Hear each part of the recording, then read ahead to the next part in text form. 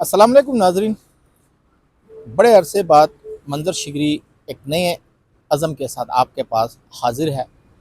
क्योंकि हमने आगाज़ किया 1997 से 96 से सहाफ़त का अखबारी ज़माना था। उसके बाद जो है आपको पता है यकदम आ गया आपके 2000 के बाद इलेक्ट्रॉनिक मीडिया का ज़माना, इलेक्ट्रॉनिक मीडिया की तरफ जाना पड़ा। फिर चूँकि सोशल मीडिया, डिजिटल मीडिया का जो प्लेटफॉर्म है ये काफ़ी चूँकि दुनिया में वायरल हो गया, और इस वक्त जो है एक समाजी राब्तों की जो साइट्स हैं वो बड़ी इम्पॉर्टेंट हो गई।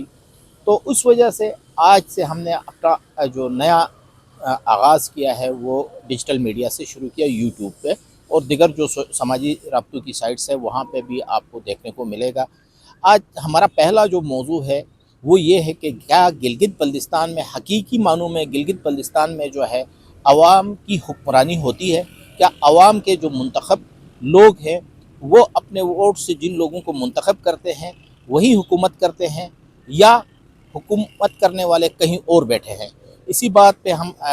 मौजू पे बात करेंगे आपके साथ। क्योंकि आपको याद होगा कि गिलगित बल्तिस्तान के अगर हम पिछले लास्ट इलेक्शन की बात करते हैं 2020 की, तो उस वक़्त किसी ने हक हुक्मरानी का नारा लगाया तो किसी ने तरक्की का लगाया, लेकिन न हमें वो तरक्की मिली न ही वो हुक्मरानी मिली। हुक्मरानी की बात करते हैं तो अगर देखते हैं कि 1.25 महीना तकरीबन हो गया, गिलगित बल्तिस्तान की जो काबीना है उसमें मुसलसल ताख़ीर हो रही है। ताख़ीर होने की जब वजूहात तलाश करते हैं तो उसके अंदर वफाक की मुदाखलत है। क्योंकि जो आपका जो सिस्टम बनाया गया है गिलगित बल्तिस्तान में, यहाँ पे असेंबली भी है। चूँकि इस वक्त बिल्कुल बैक साइड पे आपको मेरे बाएं जानिब जो है गिलगित बल्तिस्तान असेंबली नज़र आएगी, दाएं जानिब जो है आपको गिलगित बल्तिस्तान का जो इलेक्शन कमीशन है उसका सेक्रेटरीट नज़र आएगा। तो लेकिन यूँ ही हम देखते हैं कि हुक्मरानी की जब बात कर रहे हैं तो हुक्मरानी जो है इस वक्त गिलगित बल्तिस्तान के वज़ीर आला के पास नहीं है, गिलगित बल्तिस्तान के गवर्नर के पास नहीं है,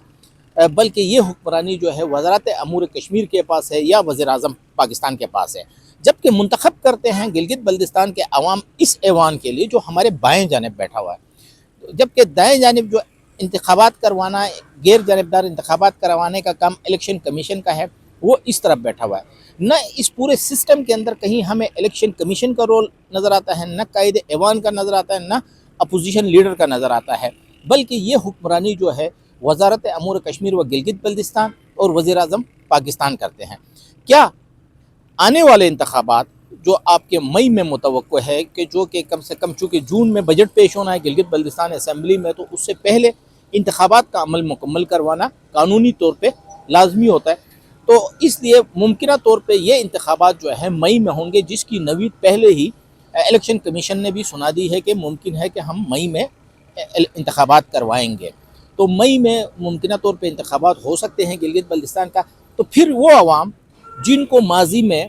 हुक्मरानी का इस वक्त कंसेप्ट दिया जाता है कि हम हुक्मरान बनेंगे, मैं वज़ीर आला बनूंगा, हम वज़रा बनेंगे, उन लोगों को भी क्या वोट का जो हक आप लेकर जा रहे हैं, वोट जो लोग मुंतखब करेंगे, क्या वो हकीकी मानों में आपके हुक्मरान है? नहीं होते हैं,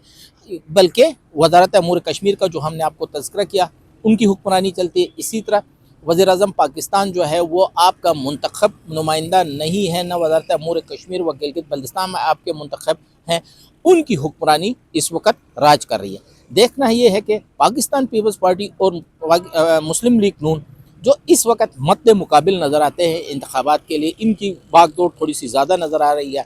तो क्या ये अवाम के पास किस नारे से जाएंगे? क्या हकीकी मानों में गिलगित को तरक्की का ख्वाब दिखाने वाली मुस्लिम लीग नून यहाँ पे तरक्की कर पाएगी? तरक्की के लिए उनके पास क्या मंशूर है, किस किस्म के मंशूर लेकर सामने आएंगे? माजी की इनकी तरक्की के हवाले से क्या कारकर्दगी रही है वो अवाम के सामने है। इसी तरह पाकिस्तान पीपल्स पार्टी जिन्होंने हक हुक्मरानी का नारा लगाया, अगर नवंबर में ख़त्म होने वाली गिलगित बल्तिस्तान असेंबली और हुकूमत की जब हम बात करते हैं तो इस हुकूमत और असेंबली में मुस्लिम लीग नून और पीपल्स पार्टी जो है वो दोनों इत्तेहादी के तौर पे उस हुकूमत का हिस्सा रहे। उस हिस्सा रहने के बावजूद उन्होंने उस हक के हुक्मरानी के लिए क्या काम किया, उन्होंने उसकी तरक्की के लिए क्या काम किया। और अब अवाम के पास ये लोग किस नारे से जा रहे हैं वो फैसला अवाम ने करना है। अगर पीपल्स पार्टी का बुनियादी नारा रोटी कपड़ा और मकान की अगर हम बात करते हैं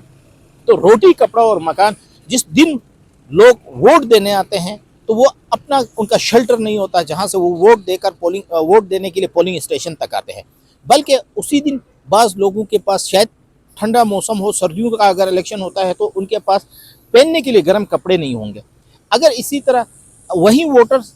ایسے بھی ہوں گے جن کے پاس اس دن صبح ناشتہ کرنے کے لیے پیسے بھی نہیں ہوں گے، پھر بھی آ کے آپ کو منتخب کرتے ہیں، لیکن آپ نے ان کو روٹی، کپڑا اور مکان کب دینا ہے؟ اگر ہم مسلم لیگ نون کی ترقی کی منشور کی بات کرتے ہیں تو مسلم لیگ نون جو ہے گلگت بلتستان میں جو ہے ترقی کی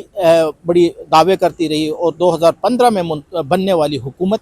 نے کون سی ایسی ترقیاتی منصوبے عوام کو دیے جس سے عوام کو آج تک بجلی ملی ہو؟ اس وقت بھی ہم گلگت کی بات کرتے ہیں تو 21 گھنٹے کی کیپٹل ہے گلگت بلتستان کا، جس کو یہ اپنے آپ کو ایک انتظامی صوبہ کہتے ہیں، اس کا مرکز ہے، اس کا کیپٹل ہے، دارالحکومت ہے، یہی اسمبلی ہے، یہی الیکشن کمیشن ہے۔ یہاں پہ اگر ہم بات کرتے ہیں تو اس وقت بھی جو ہے 21 گھنٹوں کی لوڈ شیڈنگ ہے۔ گلگت بلتستان کا دوسرا بڑا شہر سکردو، تیسرا بڑا شہر چلاس، ہنزا جیسے ٹورسٹ اسپاٹ جو ہے وہ بجلی سے محروم ہے، لوڈ شیڈنگ سے دوچار ہے، لوگوں کے پاس موبائل چارج کرنے کی لیے بجلی نہیں ہے۔ تو وہ کون سی ترقی ہے جس کا خواب آپ دکھا رہے ہیں؟ کیا وہی ترقی ہے جو کہ بائیں ہاتھ سے 200 میگا واٹ بجلی پیدا کرنے والا؟ کیا وہی حق حکومت اور حق ملکیت کا نعرہ لگانے والے؟ کیا عوام آنے والے انتخابات میں اپنے حوالے سے کیا کرنا چاہتے ہیں؟ ہم جاتے ہیں 2020 میں منتخب ہونے والی، اگر کیونکہ ہم نئے سال سے اپنے چینل کا آغاز کر رہے ہیں تو ہم ذرا 2025 سے پچھلا جو ہماری پولیٹکس تھی اس کی طرف بھی ذرا نظر دوڑاتے ہیں۔ اس کی طرف جب ہم نظر دوڑاتے ہیں تو دیکھنا یہ ہوتا ہے کہ کیا گلگت بلتستان میں اس وقت جو پی ٹی آئی کی حکومت بنی، خالد خورشید کی نااہلی ہو گئی عدالت سے، جس کے بعد جو ہے مختلف حکومتیں بنی، تو اب چونکہ پاکستان میں پیپلز تحریک انصاف کے ساتھ جو سلوک ہو گیا جنرل الیکشنز میں، کیا گلگت بلتستان میں کیا پی ٹی آئی کو بھی بلے کا جو نشان ہے، انتخابی نشان، وہ الاٹ کیا جائے گا؟ یا اس وقت بھی جو لوگ ہیں جو بیٹھے ہوئے ہیں مسلم لیگ نون اور اسٹیبلشمنٹ، وہ اس وقت بھی تحریک انصاف جو ہے اس کے خلاف جو ہے باقاعدہ ایک موومنٹ شروع کر چکی ہے، اور ان کو بھی شاید گلگت بلتستان کے عام انتخابات سے باہر رکھنے کی کوشش کی جا رہی ہے۔ لیکن یہ بات ہے کہ پیپلز پارٹی نون لیگ کی طرح تحریک انصاف کا بھی ووٹر گلگت بلتستان کے اندر موجود ہے، جتنے ان کے اپنے نظریاتی ورکرز ہیں دیگر جماعتوں کے، جمعیت علماء اسلام کے ہو، مذہبی جماعتوں کے ہیں، پولیٹیکل پارٹیز کے، تو تحریک انصاف کے بھی اسی طرح ہے۔ دیکھنا یہ ہوگا کہ ہمیں کیا گلگت بلتستان میں تحریک انصاف کو وہ سپیس ملے گا، نہیں ملے گا، اور نہ دینے والے کون ہوں گے، کن کن لوگوں کے اس کے پیچھے ہاتھ ہوں گے۔ لیکن آج کل ایک بڑے مزے کی بات آپ کو یہ بھی بتاتا چلوں کہ آپ تمام سوشل میڈیا کو اٹھا کے جب دیکھ رہے ہیں تو مسلم لیگ نون اور پیپلز پارٹی کل تک